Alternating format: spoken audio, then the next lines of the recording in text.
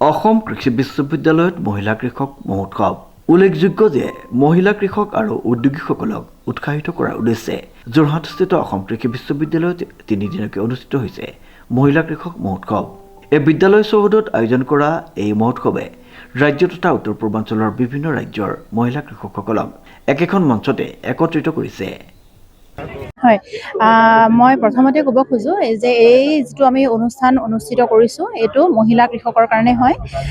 আপোনালোক সকলোৱে চাগে গম পায় যে আমাৰ ৰাষ্ট্ৰসংঘই এই যিটো 2026 বৰ্ষ এই 26 বৰ্ষটো মহিলা কৃষক বৰ্ষ হিচাপে উৎসৰ্গিত কৰিছে আৰু সেই মহিলা কৃষক বৰ্ষৰ লগত সংগতি ৰাখি আমি অসম কৃষি বিশ্ববিদ্যালয়ৰ যিটো এটা প্ৰকল্প চলি আছে কৃষিৰতা মহিলাৰ কাৰণে, প্ৰকল্পটোৰ নাম হৈছে সৰ্বভাৰতীয় সমন্বিত কৃষিৰতা গৱেষণা মহিলা গৱেষণা প্ৰকল্প। সেই প্ৰকল্পটোৰ অধীনত আমি এই যিটো মহিলা কৃষক মহোৎসৱ 3 দিনীয়া কাৰ্যসূচীৰে অনুষ্ঠিত কৰিছোঁ। 10, 11 আৰু 12 ফেব্ৰুৱাৰী তাৰিখে আমি এই অনুষ্ঠানটো অনুষ্ঠিত কৰিছোঁ আৰু ইয়াৰ মুখ্য উদ্দেশ্য হৈছে যে আমাৰ মহিলা কৃষকসকলৰ খেতিৰ ক্ষেত্ৰত হওক, ঘৰৰ ক্ষেত্ৰত হওক বা ৰাষ্ট্ৰ নিৰ্মাণৰ ক্ষেত্ৰত হওক যিখিনি তেওঁলোকৰ অৱদান থাকে সেই অৱদানখিনি তেওঁলোকৰ যথেষ্ট পৰিমাণে আছে, কিন্তু সেইখিনি অৱদান আমি সমাজখনে স্বীকৃতি দিয়া নাই, তেখেতসকলৰ কামৰ মৰ্যাদাটো তেখেতসকলে পোৱা নাই। গতিকে আমাৰ এই মহোৎসৱৰ উদ্দেশ্য হৈছে যে তেখেতসকলে নিজেও জানিব লাগে যে তেখেতসকলে এটা মৰ্যাদাপূৰ্ণ কাম কৰি আছে, তেখেতসকলৰ যথেষ্টখিনি অৱদান আছে আৰু ঠিক তেনেকৈ সমাজখনেও জনাটো দৰকাৰ যে মহিলাসকলে কৃষিৰ ক্ষেত্ৰত, ঘৰখনৰ ক্ষেত্ৰত তথা ৰাষ্ট্ৰ নিৰ্মাণৰ ক্ষেত্ৰত যথেষ্টখিনি অৱদান আগবঢ়াই আহিছে। আমাৰ যিখিনি সৰ্বভাৰতীয় সমন্বিত কৃষিৰতা মহিলা গৱেষণা প্ৰকল্প, সেই প্ৰকল্পৰ অধীনত আমাৰ এই 3 দিনীয়া কাৰ্যসূচীত আমি কেইবাটাও কাৰ্যসূচী ৰাখিছোঁ। তাৰে এটা হৈছে যে উদ্বোধনী অনুষ্ঠান, যিটো আজি আমাৰ হৈ গৈছে। আমাৰ লগতে কেইবালানিও প্ৰশিক্ষণ আছে। আমাৰ যিটো নেচাৰ হয়, প্ৰশিক্ষণসমূহ হৈছে যে প্ৰাকৃতিক ৰং প্ৰয়োগ, কাপোৰত যিটো প্ৰাকৃতিক ৰং প্ৰয়োগ তাৰ ওপৰত হৈছে, কেঁচুসাৰৰ ওপৰত হৈছে, জেণ্ডাৰ চেনচিটাইজেশ্যন, যিটো লিংগ বৈষম্যতাৰ যিটো আমাৰ আছে ৰাইজৰ মাজত, সেইটো মানে কেনেকৈ আমি নোহোৱা কৰিব পাৰোঁ তাৰ ওপৰত জেণ্ডাৰ চেনচিটাইজেশ্যনৰ ওপৰত আছে।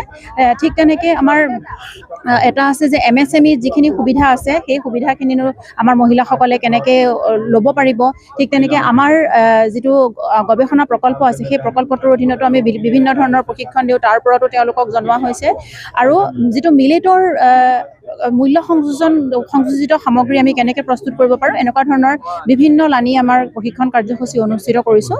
ইয়াৰ লগতে আপোনালোকে দেখিব এতিয়া যে আমাৰ প্ৰদৰ্শনী অনুষ্ঠিত হৈছে আৰু আমি জনাবলৈ পাই সুখী হৈছোঁ যে আমাৰ যিখন প্ৰদৰ্শনী হৈছে, প্ৰদৰ্শনীত যিখিনি আমাৰ ইয়াতে অংশগ্ৰহণকাৰীসকল আছে তেখেতসকলৰ বেছিভাগে আমি প্ৰশিক্ষণ দিয়া, আমাৰ যিটো অসম কৃষি বিশ্ববিদ্যালয়ৰ বিভিন্ন বিভাগে প্ৰশিক্ষণ দিয়া আৰু আমাৰ গৱেষণা প্ৰকল্পৰ তৰফৰ পৰাও প্ৰশিক্ষণ দিয়া শিক্ষাৰ্থীসকলে ইয়াতে উদ্যোগী হিচাপে বা ইয়াতে এক্সিবিশ্যনৰ স্থলত অংশগ্ৰহণকাৰী হিচাপে আহিছে।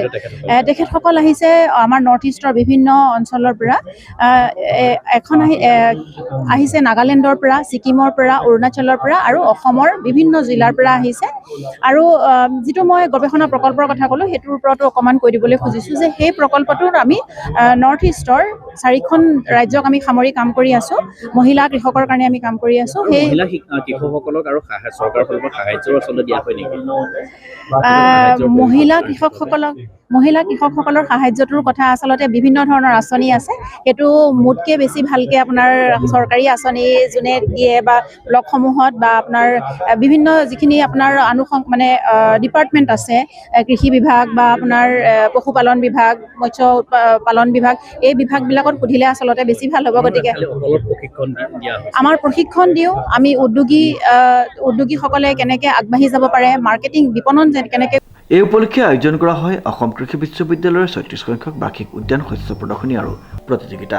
প্ৰদৰ্শনীত বিভিন্ন ধৰণৰ শাক পাচলি, ফল মূল, মছলাজাতীয় শস্য, ফুল, লগতে ঘৰত প্ৰস্তুত কৰা জাম, জেলি, আচাৰ, বিভিন্ন জলপান আদি সামগ্ৰী প্ৰদৰ্শন কৰা হয়। মহিলা উদ্যোগীসকলে নিজ হাতে উৎপাদিত সামগ্ৰীসমূহ প্ৰদৰ্শন কৰি নিজৰ দক্ষতা আৰু সৃজনশীলতাৰ পৰিচয় দিয়ে। বিশেষকৈ ৰাষ্ট্ৰসংঘই 2026 বৰ্ষটো মহিলা কৃষক বৰ্ষ হিচাপে উৎসৰ্গা কৰাৰ প্ৰেক্ষাপটত মহোৎসৱৰ গুৰুত্ব অধিক বৃদ্ধি পাইছে। সেই উদ্দেশ্যৰ সৈতে সংগতি ৰাখি সৰ্বভাৰতীয় সম্বন্ধিত কৃষিৰতা মহিলা গৱেষণাৰ প্ৰকল্পৰ অধীনত এই অনুষ্ঠান আয়োজন কৰা হৈছে। 3 দিনীয়া এই কাৰ্যসূচীত মহিলা কৃষকসকলক বিভিন্ন চৰকাৰী কৃষি আঁচনিৰ সম্পৰ্কে অৱগত কৰা হয়। ইয়াৰ লগতে জৈৱিক কৃষি, মূল্য সংযোজন, বিপণন ব্যৱস্থা, পশুপালন আদি ক্ষেত্ৰতো প্ৰশিক্ষণৰ প্ৰদান কৰা হয়। বিশেষজ্ঞসকলে কৃষি আধুনিক প্ৰযুক্তিৰ ব্যৱহাৰ সন্দৰ্ভতো বিস্তৃত আলোচনা কৰে। মুঠতে এই মহিলা কৃষক উদ্যমী মহোৎসৱে মহিলা কৃষকসকলৰ আত্মবিশ্বাস বৃদ্ধি কৰাৰ লগতে তেওঁলোকক স্বাৱলম্বী কৰি তোলাৰ ক্ষেত্ৰত এক গুৰুত্বপূৰ্ণ ভূমিকা পালন কৰিছে। অনুপম বৰাৰ ৰিপৰ্ট, নিউজ নাও।